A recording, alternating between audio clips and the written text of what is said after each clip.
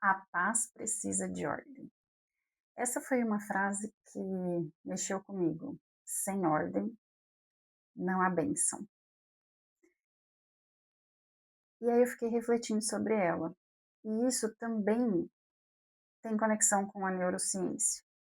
Se a sua mente está em desordem, se você não planejar um ano, ou planejar uma vida, ou ter pelo menos um caminho direcionado, dificilmente vai ter facilidade em cocriar, vai ter facilidade em realizar, porque o caos não gosta de ordem. O caos não vai te proporcionar uma, uma realidade, uma clareza, né? E a sequência de escolhas. E é interessante que muitas vezes eu falo assim, né, falava em terapia para as clientes, quando vinha confusão mental. Arruma uma gaveta, doa roupas velhas, ou utensílios velhos, limpe um cômodo, abra espaço, né? E, e na sessão seguinte ela vinha, nossa, eu arrumei aquela gaveta, me deu clareza de como que eu tinha que agir na determinada situação. E aí como é que pode, né? Você arrumar uma gaveta, é como se aquela simbologia ali acaba abrindo uma gaveta na sua mente, um espaço na sua mente para que você pense, para que você tome melhores decisões. Então, foi assim que, na frase que veio para mim, né, da Bíblia, pois Deus não é Deus de desordem, mas de paz. Então, se há algum movimento na sua vida que está em desordem, é ali que você tem que focar para criar ordem, para criar paz. E a paz, quando ela está naquela situação, pode ser que ela destrave outras situações, outros desejos, outras conexões, outra realidade. A gente está aqui, a gente não está aqui a passeio, né? Então todos nós vamos ter dificuldade em alguma área da vida, ou que tenha crença. Eu sempre falo assim, né? Aonde você tem dificuldade é onde você ainda tem crença a ser ressignificada, olhada. Então, se é no relacionamento, é ali que você tem crença, bora arrumar ali, né? Para tirar o caos e trazer a paz. Se é nas finanças, bora arrumar ali para trazer a paz. Se é no trabalho, se é na relação com os filhos, relação com a esposa, se é pertencimento, aonde está travada a sua vida é onde tem algo a ser olhado, onde tem alguma crença, alguma dor, algum trauma que precisa ser ressignificado. E quando isso traz clareza na palavra e a gente associa a neurociência, é exatamente isso. Se naquela área da minha vida está um caos, dificilmente eu vou criar algo melhor do que aquilo. Ou eu vou repetir aquele caos se eu não tenho clareza sobre ele. Então, de tempos em tempos, aquilo vai voltar a acontecer. Afinal de contas, a vida não é linear. Ela vai passar por adversidades, por picos e vales, para que eu possa, de fato, olhar para aquela situação, até eu transformar aquilo em paz. Mas como é que eu vou fazer o caos sumir da minha vida? Essa é a parte de mais desafio que você vai enfrentar, né? É enfrentando esse caos. É trazendo à tona o que dói, os sintomas, né? Quais são os sentimentos que aquilo te traz, se é medo, se é angústia, se é fuga, se é luta.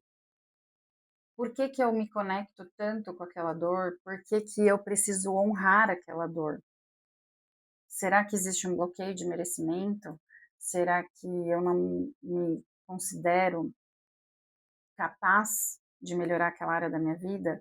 Ou eu não me considero merecedor mesmo de ser feliz, de ter leveza na vida, de conseguir fluir na vida? E muitas vezes a gente repete isso, a gente não muda esses comportamentos justamente porque a gente aprendeu que aquilo é como é e acabou. E a gente não se coloca na, na postura de que eu sou merecedora de uma realidade melhor, de uma realidade mais fluida. Então eu convido vocês, né? Escreva aqui, né, o que dentro da minha vida está um caos. Eu considero um caos. Agora, ou a vida inteira foi assim, e eu não consigo achar. Tem muitas pessoas que trazem assim, eu não consigo nem saber qual é o caos, né? Não consegue ter essa clareza de qual é o caos. Também escreve aqui que a gente pode se ajudar e tentar compreender esse caos. E fugir dele não é a alternativa, né? A não ser que você queira que ele repita ou que ele persista na sua vida. Então, trazer à tona a dificuldade, e muitas vezes essa dificuldade está com comportamento mesmo, né? Ou uma repetição de padrão emocional, uma codependência, um medo, uma inferioridade, um não pertencimento, ou você está no lugar errado e as coisas não acontecem para você, a porta não se abre porque você está no lugar errado e tem dificuldade de fazer esse movimento do sair. Quantas pessoas eu já escutei e, nossa, me demitiram daquele emprego que era a minha vida e de repente a vida da pessoa mudou para muito melhor, né? Então, às vezes, uma situação desafiadora também vai te levar para um caminho mais leve, se você encarar isso. Nem todo caos é ruim, mas permanecer no caos pode travar a cocriação de uma vida que você deseja. Cocriar envolve mente e coração. Aquilo que eu sou é o que eu atraio, não aquilo que eu desejo. Então, quem eu sou? O que eu acredito ser verdade? O que de fato para mim é realidade? Se eu acredito que aquilo é daquele jeito, dificilmente eu vou conseguir cocriar diferente. Se eu não consigo perceber o meu merecimento, que eu sou filha de Deus e eu mereço, dificilmente eu vou receber do universo quando ele me presentear. Ou eu vou me sabotar para não conseguir, ou eu nem vou conseguir enxergar as possibilidades para eu dar um novo passo. E tudo isso exige clareza, coragem. Às vezes a gente esquece que a base é ser forte e corajoso. Como que a gente pode permanecer dentro desse caos com a fé de que aquilo vai mudar com cada passo que eu der? Muitas vezes eu agi no medo e fui agindo de forma impulsiva pelo medo, acreditando que o próximo passo que eu estava dando de forma impulsiva era o melhor. E pelo contrário, me levou para um novo caos. Um caos às vezes ainda pior, porque eu não silenciei, não observei, não anotei, não refleti, não orei para saber se o próximo passo fazia sentido ou não para me tirar daquele caos. Às vezes, não agir é melhor do que agir sem pensar.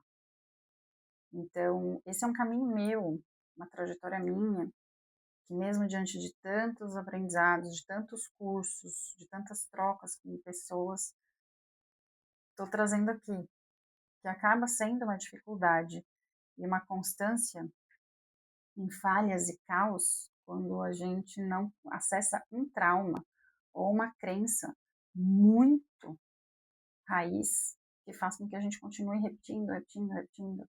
Nem sempre, eu falo que a maioria das vezes, nem sempre é sistêmico. Às vezes foi um trauma mesmo. Você ouviu algo de uma pessoa e aquilo entrou em você e te feriu de uma tal forma que a partir de agora você acredita que aquilo é daquele jeito. E você vai atender através do seu comportamento, né? Você vai ter esse comportamento para atender isso que você acabou acreditando que é real. Os traumas não acontecem só na infância. Isso é muito comum, me perguntarem: o trauma só acontece quando criança? Não, pode acontecer na vida adulta também. Às vezes você teve um relacionamento com um parceiro em que ele falava tanto algo para você que você acredita que é. Às vezes um trabalho, às vezes uma amizade que faz com que você acredite que aquilo é daquele jeito e você não muda. Tem dificuldade de mudar, acaba acreditando que você é daquele jeito, se vê como uma pessoa ruim ou como um fracasso ou como uma derrota e não consegue sair desse ciclo, né? Então, por isso que eu falo que a coragem é um dos atributos que precisa colocar nessa mochila, porque sem ela, a gente tem dificuldade de dar o primeiro passo. Se conhecer e aceitar a luz e a sombra é um ato de coragem, porque você vai precisar perceber quanto você falha por, por não ter conhecimento. Não porque você quer falhar, mas às vezes a falta de conhecimento e clareza te faz repetir, repetir e repetir. Eu gosto de uma frase que você será o vilão na história de alguém ou você será o herói na história de alguém. E muitas vezes a gente se torna vilão na história de alguém porque a gente está repetindo padrões inconscientes sem perceber e está ferindo alguém, ou está magoando alguém, ou está passando dos limites, do seu limite, do limite de alguém, mas ao mesmo tempo não está fazendo aquilo com uma intenção. Tem pessoas que fazem com intenção, mas tem pessoas que fazem sem intenção. E aquilo se torna repetido, repetido, repetido por essa crença. E quando você é o herói da história de alguém, é que você entregou o seu melhor para essa pessoa e essa pessoa soube fazer algo de melhor com aquilo que recebeu de você. Você transbordou na vida de alguém. E isso pode ser uma clareza para você, uma luz. Onde eu transbordei, que eu brilhei, eu iluminei, ou eu profetizei na vida de alguém e mudei a vida de alguém. E ali eu fui luz. Talvez aí seja uma clareza. Escreva aqui, se você já foi vilã na vida de alguém, vilão na vida de alguém, ou herói na vida de alguém, e que você possa, através dessa informação, ter clareza aonde você transborda, aonde está seu brilho, aonde está sua essência, para que você possa continuar. Nós estamos num mundo que fala muito sobre propósito, né? É o propósito, e muitas vezes quando a gente não encontra o nosso propósito, a gente se sente inútil no mundo e se perde, mas muitas vezes o nosso propósito não é impactar o maior número de pessoas. Nossa, 5 milhões, 10 milhões. Às vezes o nosso maior propósito é impactar quem está do nosso lado. Às vezes é o nosso parceiro, os nossos filhos, o nosso vizinho. Às vezes uma pessoa que está na fila e que você ajuda. Talvez o nosso maior propósito é com a gente mesmo. Se tratar melhor, se cuidar melhor, pegar mais leve com a gente, ser menos perfeccionista, aceitar que a nossa vulnerabilidade pode até ser uma força nossa. E pode ser algo de muita grandeza no mundo quando a gente compartilha. Viver é isso. Nem sempre a gente vai agradar. E será que a gente precisa agradar a todos?